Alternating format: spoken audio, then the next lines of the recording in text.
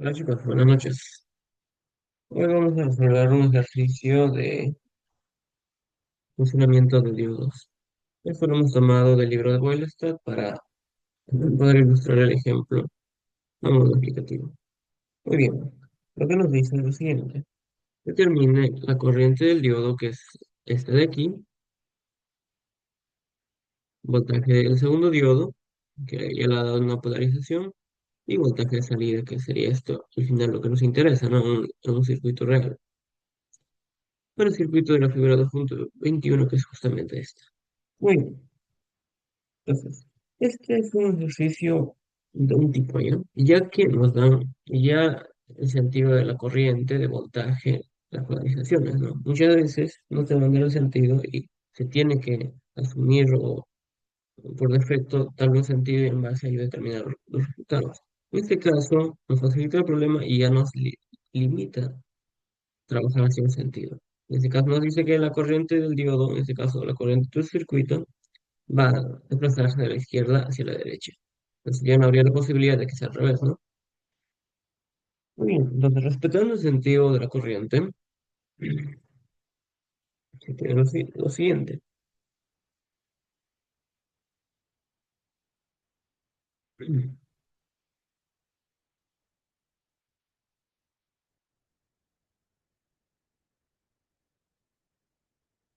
A ver, entonces si hacemos una malla general, la corriente vendría en ese sentido, ¿no? Primero llega hasta este nodo y pum, se va hacia tierra para cerrar el circuito. Listo. Entonces, si respetamos el circuito, nosotros vamos a notar que por teoría del diodo, el diodo 2 tiene una particularidad, ¿no? Porque vamos a dibujar aquí de la siguiente forma. Este es el diodo 2. Sabemos que la corriente del circuito necesariamente viene por aquí. Entonces, recordar que por teoría del diodo 2, que el diodo como tal es un semiconductor, ¿no? Es decir, conduce solamente para la polarización correcta. En este caso, conduce siempre y cuando la corriente vaya del ánodo, que es el terminal positivo, hacia el cátodo, que es el terminal negativo.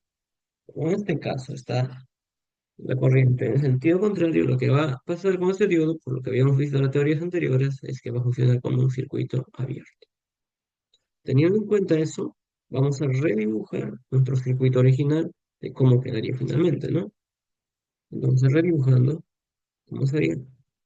Aquí tenemos nuestra fuente de 20 voltios, positivo, y llegamos al primer diodo. Como el primer diodo está polarizado correctamente, ya que la corriente va desde su ánodo hacia su cátodo, entonces lo dibujamos como tal el diodo, ¿no?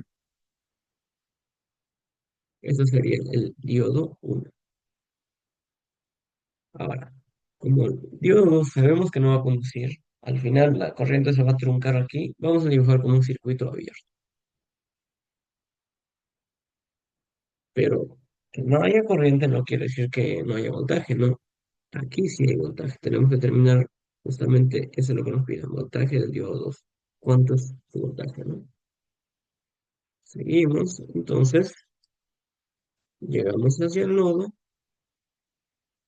y de ahí hacia el voltaje salida, ¿no? Entonces sería entre voltaje salida, voltaje interés, y por aquí un nodo que viene hacia la resistencia. Y se lo tierra, 5,6 kilo ohms. Listo, eso sería nuestro circuito con las condiciones que nos están brindando. Pero sabemos que corriente del diodo viene hacia aquí, ¿no? Listo. Ahora sí ya podemos ir descartando valores y hallando también al mismo tiempo, ¿no? Entonces del circuito,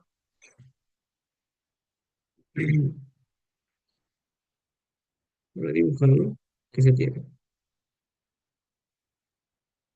A ver, primero nos pide corriente del diodo. Sabemos que para que exista corriente, el circuito debe cerrar, ¿no? En este caso, la corriente empieza aquí, viene, pero aquí se encuentra con una barrera, ¿no?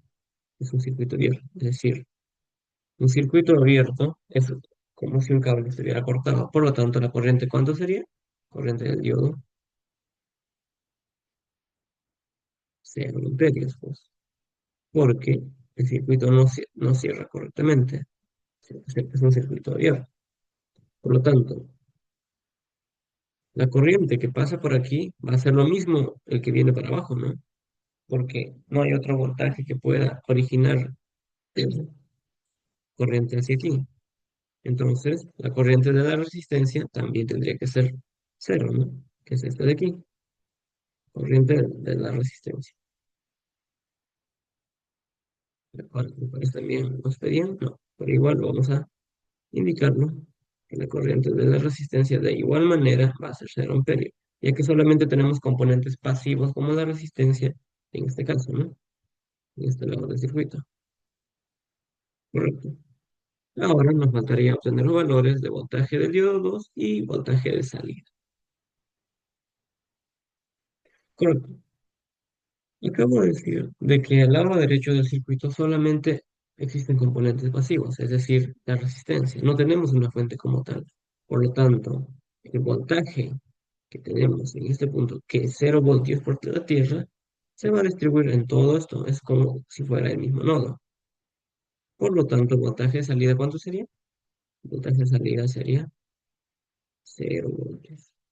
Por eso les indicaba, chicos, de que no hay corriente en un circuito, no quiere decir que no haya voltaje. Eso es muy diferente, no equivocarse, por favor. Y por último, hallemos voltaje del diodo 2. Para hallar el voltaje del diodo 2 nos conviene aplicar Kirchhoff, ¿no? Entonces, de Kirchhoff,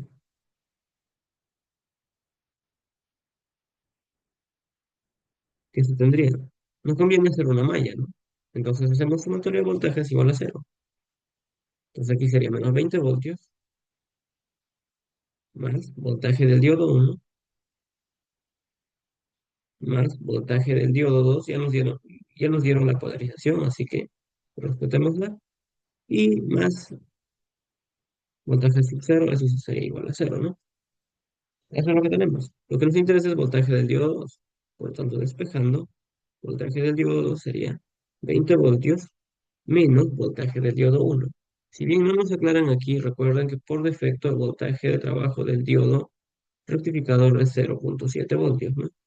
Entonces aquí sería 0,7 voltios menos voltaje de salida que era justamente 0 voltios. Listo. Entonces tenemos voltaje del diodo 2 sería exactamente 19,3 voltios. Listo, chicos. Esa sería la solución de este ejercicio sencillo, pero fundamental para poder entender la teoría de Dios y su aplicación correspondiente, ¿no? Bien, chicos, nos vemos en un próximo video.